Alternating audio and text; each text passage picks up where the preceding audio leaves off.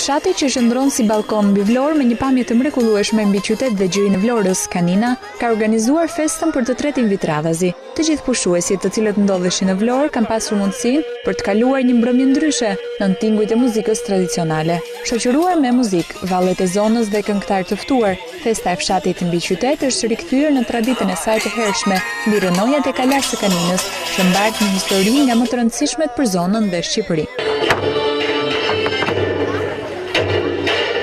Në fest ishte i pranishëm edhe kreu i Bashkisë Vlorë, Dritan Leli.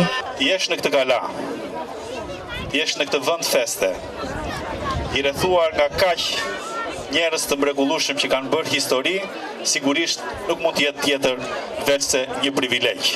Gëzuar për këta fëmijë të mrekullueshëm që duke ardhur këtu do të kenë gjithë jetën në memorien e tyre Kaninën, për ta kujtuar atë kudo që të jenë dhe për të rikthyer përsëri në këtë troje, në këtë vend, në këtë kala që rëndon nga historia. Gëzuar! Kanina ka festuar dhe njëkohësisht ka risjellë në kujtesë me këtë festë të përvitshme historinë e saj të lashtë.